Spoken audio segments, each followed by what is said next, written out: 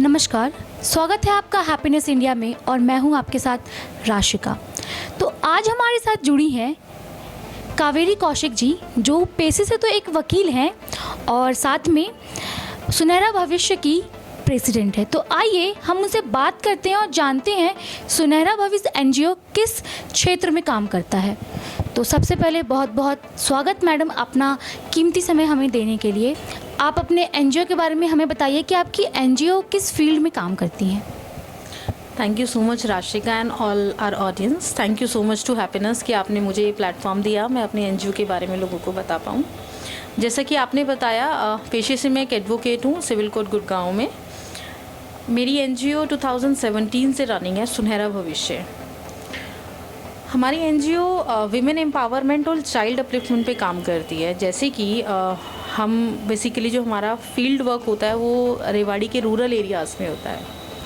Women empowerment में हम focus रखते हैं वो लड़कियां जो ड्यू टू फैमिली प्रेशर या फैसिलिटीज़ आसपास ना होने की वजह से, फाइनेंशियल क्राइसिस की वजह से अपनी पढ़ाई बीच में छोड़ देती हैं।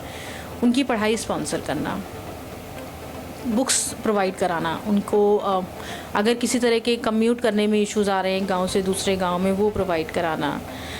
बेसिकली फर्स्ट फोकस होता है हमारा एजुकेशन पे, क्योंकि वी ऑल नो कि अगर एक विमेन पढ़ती है तो वो 2 परिवार को पढ़ाती है और एक आदमी पढ़ता है तो वो एक परिवार को चलाता है। तो विमेन एजुकेशन इज़ मस्ट।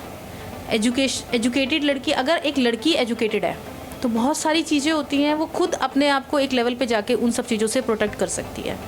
उसको अपने राइट्स पता चलते हैं, उसे गलत और सही के बीच का फ़र्क पता चलता है, उसका कॉन्फिडेंस बढ़ता है, वो जॉब करके फाइनेंशियली इंडिपेंडेंट हो सकती है। वो भगवान अगर किसी तरह की कोई प्रॉब्लम डाल सकता है तो वो उससे भी निकलने में समर्थ हो सकती है। अपने बच्चों को अच्छी शिक्षा, अच्छा पर्यावरण दे सकती है, अपने माँ बाप की सेवा कर सकती है, अपने भाई बहनों, अपने समाज के लिए कुछ कर सकती है, बहुत कुछ कर सकती है। बेसिकली इट्स नॉट लाइक कि सिर्फ पढ़ना पैसे कमाने के लिए ज़रूरी है। एक इंटेलेक्चुअल, मेंटल, फिज़िकल, सोशल, हर तरीके के स्टेटस को स्ट्रॉन्ग करने के लिए पढ़ना लिखना ज़रूरी होता है।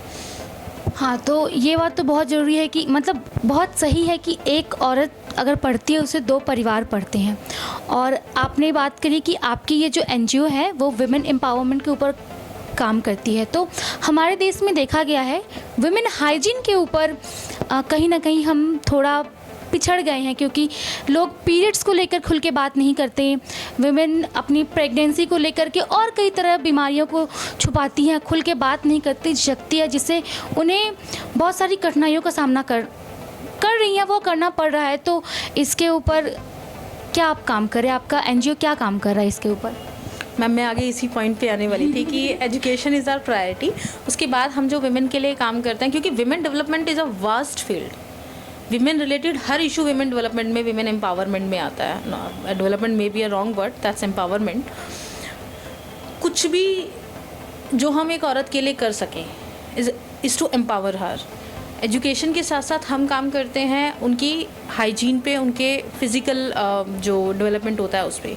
जैसे कि अगर हम देखें हमारे रेशो को, तो फीमेल्स में एनीमिया ज़्यादा पाया जाता है कंपैरेटिवली मेल्स, खून की कमी जिसे हम बोलते हैं। वो बहुत सारे रीजंस होते हैं, क्योंकि हम बीइंग अ विमेन अपने ऊपर इतना ध्यान नहीं देते हैं जितना एक आदमी दे सकता है, या हम ही उस आदमी पे दे देते हैं कि उसका खाना बनाना है, उसका लंच बनाना है, जो बच गया वो खुद खा लेना है, नहीं भी मिला तो चलेगा। अपने लिए शायद ही कोई 2-4-5% विमेन होती है जो अपने लिए खाना बना के खाती हैं। हाँ, घर में अक्सर माओ को भी देखा गया है कि मतलब बच्चों के लिए बना दिया, बच्चा तो खा लिया, नहीं तो कोई बात नहीं, हमारा तो चल जाना है। तो ये देखा और वो सबसे ज़्यादा इशू आता है ड्यूरिंग योर प्रेगनेंसी पीरियड। जब, क्योंकि मेडिकल कहता है कि जब आप प्रेग्नेंट हैं तो आपकी बॉडी को डबल न्यूट्रिशन चाहिए, हम सिंगल भी पूरा नहीं लेते हैं।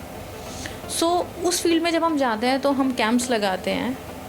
हम जो प्रेग्नेंट वीमेंस होती हैं उनको बताते हैं कि you should take care of your self. आप हेल्दी हैं तो ही आपका बच्चा भी हेल्दी होगा। प्लस में बच्चा होने के साल, 1.5 साल, 2 साल बाद आपके शरीर में जो कमज़ोरी आती है, जिससे आप काम नहीं कर पाओगे और शरीर में बहुत सारे न्यूट्रिएंट्स और प्रोटीन, कैल्शियम, विटामिन डी, ये सब चीज़ें कम हो जाती हैं। आजकल टीवीज़ भी दिखाते हैं विटामिन डी के, तो आई थिंक हर 8वीं 9वीं मतलब 10 में से 8-9 फीमेल्स में होता है।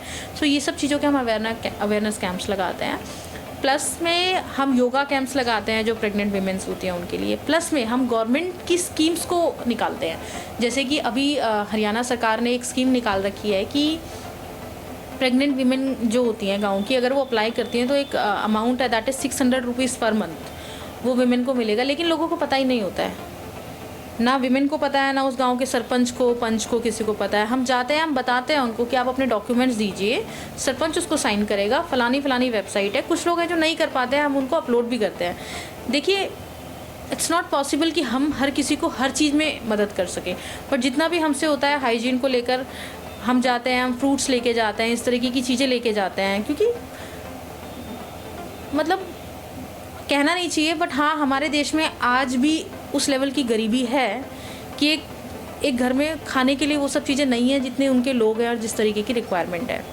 प्लस में कुछ छोटी छोटी कुरीतियाँ हमारे समाज में हैं, जैसे ये तो एक बहुत बड़ा एजुकेशन बहुत बड़ा फील्ड हो गया, हाइजीन एंड फिज़िकल डेवलपमेंट एक अलग फील्ड हो गया। छोटी छोटी कुरीतियाँ जैसे हमारे गाँव में आज भी आप सरपंच बेशक बन गई हैं क्योंकि गवर्नमेंट ने फिक्स कर दिया है विमेन सरपंच होगी तो विमेन ही बनेगी, आदमी नहीं जा सकता साड़ी सूट पहन के, बट आपको रिप्रेजेंट हमेशा आपका हस्बैंड करेगा या आपके ससुर जी करेंगे।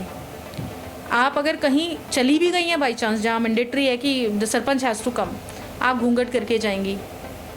छोटी छोटी कुरीतियाँ हैं। घूंघट हमारी प्रथा नहीं है, हमारी किसी देवी ने घूंघट नहीं किया है, हमारे समाज ने उसको अपने कंफर्ट के हिसाब से एक प्रथा बना दिया है कि नहीं घूंघट करो, उससे इज्जत होगी।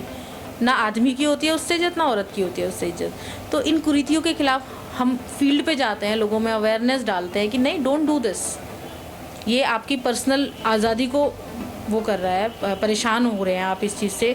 गर्मी है, मतलब मास्क ने लोगों को परेशान कर दिया था कोविड में। सोचो उन लेडीज़ की जिनकी पीढ़ियाँ घूंघट लगाती आ रही हैं, और आदमी कह रहा है कि नहीं ये ज़रूरी है, आप मास्क भी नहीं लगाओगे, जानलेवा बीमारी। और औरतों को बोलते हैं कि आप घूंघट करो। हाँ, ये तो है, मतलब थोड़ी हमारी सोसाइटी का हिपोक्रेसी है कि आप घूंघट में रहो तभी आप संस्कारी हो, अच्छे हो, ये हमारे थोड़ा उसमें आ जाता है।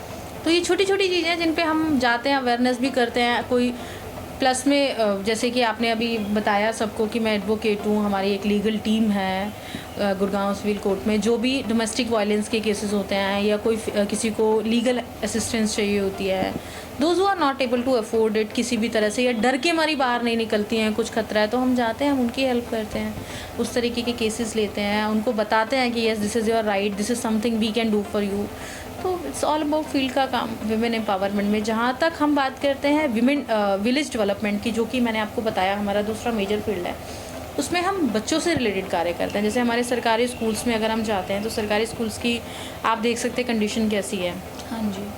और ऐसा नहीं है, अभी हमने सर्वे किया, एक चीज़ मैं फिर बताना चाहूँगी, बहुत इम्प्रूवमेंट है कंपैरेटिवली पिछले 7-8 सालों में, बट स्टिल वो अवेयरनेस नहीं है कि गरीब का बच्चा ही जाएगा। एक ऐसी सोचने वाली एक थॉट प्रोसेस बन गया, अमीर का बच्चा तो प्राइवेट में जाएगा चाहे वहाँ कुछ है चाहे नहीं। हाँ, वहाँ देखा भी गया, जो टीचर्स हैं उनके बच्चे भी प्राइवेट स्कूल में ही जाते हैं। तो ये तब तक नहीं ठीक होगा जब तक टीचर्स के बच्चे भी गवर्नमेंट स्कूल में जाना शुरू ना कर दें। जी, तो इसी तरह के अवेयरनेस कैंप्स हम सरकारी स्कूलों के साथ मिलकर स्कूल गाँव में लगाते हैं कि प्लीज़ अपने बच्चों को यहाँ भेजो। जितने ज़्यादा बच्चे आएंगे गवर्नमेंट उतनी ज़्यादा फैसिलिटीज़ देगी, टीचर्स उतनी ज़्यादा मेहनत करेंगे, फैसिलिटीज़ उतनी ज़्यादा जब बढ़ेंगी तो आपके ही बच्चों के काम आएंगी। अब हम जो करते हैं, हम कंप्यूटर शिक्षा पे ध्यान देते हैं क्योंकि डिजिटलाइजेशन का ज़माना है। हम जिन स्कूल्स में कंप्यूटर्स नहीं है वहाँ कंप्यूटर्स डोनेट करते हैं, वहाँ के टीचर्स को कंप्यूटर सिखाते हैं ताकि वो सीख के आगे सिखा सकें। अब यहाँ पे हमारे साथ जो चैलेंज हम फेस करते हैं, वो चैलेंज 2 हैंड से होता है। नंबर 1 तो स्ट्रेंथ, स्कूल के बच्चों की स्ट्रेंथ बहुत कम है। जब स्ट्रेंथ ही नहीं है तो टीचर मोटिवेट नहीं होंगे, किसको सिखाएंगे? धूप में बैठ जाते हैं 4 बच्चों को लेके, अब क्या 4 बच्चों को सिखाएं? कंप्यूटर देने का फ़ायदा क्या है? That is just blockage of money. मतलब वो सारे इश्यूज़, एक तो ये है कि स्ट्रेंथ नहीं है, दूसरा इशू यहाँ पे वाइसा वर्सा हम देखें तो जो गवर्नमेंट, मैं 100% नहीं कहती हूँ, बट गवर्नमेंट स्कूल के कुछ टीचर्स ऐसे हैं जिनका एटीट्यूड अच्छा नहीं है। उनको सिर्फ मतलब है कुर्सी पे बैठ गए, सैलरी आ गई, 2-4 अक्षर पढ़ा दिए, हो गया खत्म। मतलब वो खुद नहीं चाहते कि हमारे बच्चा प्राइवेट स्कूल के बच्चे को कम्पीट करे। तो हम उस तरीके के भी अवेयरनेस कैंप टीचर्स को चलाते हैं, भाई treat them like they're your own children. आप अपने बच्चों को अच्छे स्कूलों में पढ़ रहे हो, विदेशों में भेजो, आप इनको भी, मैं नहीं कहती आप इनकी फ़ीस प्राइवेटों में दे दो, बट जो ये यहाँ पे आ रहे हैं, जिनके लिए आपको तनख्वाह मिल रही है, आप एटलीस्ट वो जस्टिफाई करो। तो हम इस तरीके के कैंप स्कूल्स में लगाते हैं, कहीं पे बेंचेस डोनेट कर दिए, कहीं पे फैंस डोनेट कर दिए, कहीं पे कोई कम्युनिकेशन क्लासेस वगैरह हमने दे दी। प्लस में साइड बाय साइड इसके अलावा अगर हम बात करें तो हम छोटे छोटे, जैसे कि BSF में चले गए, कभी कभी किसी अनाथ आश्रम में चले गए, कभी गांधी जयंती मना ली, कभी, मतलब these are day to day activities जो हम लोग करते हैं। ओवरऑल देखा जाए तो अभी भी ग्राउंड लेवल पे मतलब लोगों को अवेयरनेस फैलाना बहुत ज़रूरी है। हमारी सरकारें काम तो कर रही हैं, जहाँ तक मैंने सुना है और देखा है, लेकिन उस मुकाम तक नहीं पहुँच पाई है जो लोग उतने उस लेवल के अवेयर हो पाए। तो और यहाँ पे एक अहम मुद्दा ये भी होता है कि बहुत जगह लड़कियों को पढ़ाती नहीं हैं। मतलब इन अ सेंस लड़कियाँ अगर 13 साल 12 साल बाद पीरियड्स हो गई तो उन्हें शादी कर दिया जाता है, घर में बंद कर दिया जाता है। हमारे देश में ऐसे बहुत से राज्य हैं जहाँ उसके बाद उनका शादी कर दिया जाता है कि अब भाई तुम अपना घर संभालो, अपना ये करो, हमारा तो जिम्मेदारी यहीं तक था, तो ख़त्म। तो इसके ऊपर आपकी NGO क्या काम कर रही है? और ये हम अवेयरनेस करते हैं कि बाल विवाह करना एक अपराध है। बहुत सारी लड़कियां, हम किसी दिन फील्ड पे भी चलेंगे, मैं आपसे मिलवाऊंगी उनको ज़रूर। बहुत सारी लड़कियां ऐसी हैं जिन्होंने अपनी पढ़ाई छोड़ दी थी और हमारी संस्था की मदद से उन्होंने दोबारा अपनी पढ़ाई शुरू की है। हम उनके पेरेंट्स को समझाते भी हैं, डांटते भी हैं और घबराहट वाली सिचुएशन भी साम दाम दंड भेद कि देखो अगर अभी से शादी कर दोगे ना तो पुलिस ले जाएगी पकड़ के। और किया भी है, हमने बाल विवाह रुकवाए भी हैं, 1-2 बाल विवाह हमने ऐसे करके। पर हमें उस चीज़ के लिए भी एक कारण है, हमें वहाँ कोई तो बताए। अब हमें कैसे पता चल रहा है फलाने गांव में 13 साल की लड़की की शादी हो रही है? वहाँ अगर हमारा कोई कार्य करता है, कोई है और हमें बताता है, अभी मैं गांव का नाम और वो सब चीज़ें रिवील नहीं करना चाहूँगी, बट हाँ हमने रुकवाई हैं बाल विवाह जहाँ पे 3 बहनें थी। एक तो शी वॉज लाइक 6 और 7 months old only, months old. हाँ, और वो जो उसके पापा थे, ही वॉज अनएम्प्लॉयड, कुछ नहीं कमाते थे, दारू पीते थे, तो उन्होंने तीनों की शादी एक बार करने की प्लानिंग कर ली थी। वी केम टू नो, हम वहाँ गए पुलिस लेके और हमने वो शादी रुकवाई। बट स्टिल ये है कि ये डे टू डे का काम है, होता रहता है। हम एक रुकवाते हैं 4 हो जाती हैं। इसके लिए हर किसी को अवेयर होना पड़ेगा। गवर्नमेंट प्लान्स बना सकती है, गवर्नमेंट फेल क्यों होती है? क्योंकि हम लोग एग्जीक्यूट नहीं कराना चाहते। गवर्नमेंट के सबको पता है बाल विवाह अपराध है। मोदी जी नारे लगा रहे हैं बेटी पढ़ाओ, बेटी बचाओ, बेटी पढ़ाओ। पढ़ाएंगे और बचाएंगे तो हम ही नहीं पढ़ाना चाह रहे हैं, हम ही नहीं बचाना चाह रहे, तो वो कैसे आके बचाएंगे? उनको क्या पता कि एक विमेन जो है वो प्रेग्नेंट है और उसके पेट में बच्ची है? वो तो गांव वालों को पता है, उसके पति को पता है बच्ची है, वो अबॉर्ट करा लेंगे। मोदी जी क्या कर जाएंगे उसमें? उनको तो अबॉर्ट होने के बाद भी नहीं पता चलेगा कि बेटी थी और अबॉर्ट हो गई है।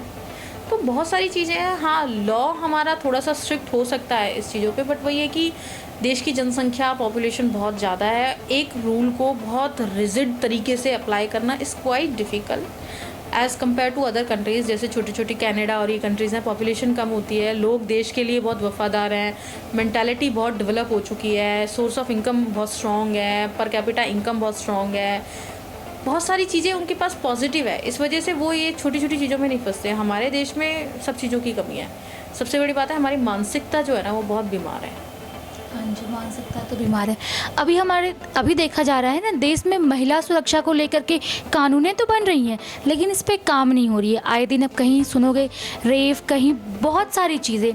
ये सब मुद्दा छोड़ करके देश में बाकी सब मुद्दे पे बहुत अच्छे तरीके से काम हो रही है और इस पे नहीं हो रही है, और इस पे ज़मीनी स्तर पे जाके काम करने की बहुत ज़रूरी है। तो इसमें आपकी क्या राय है?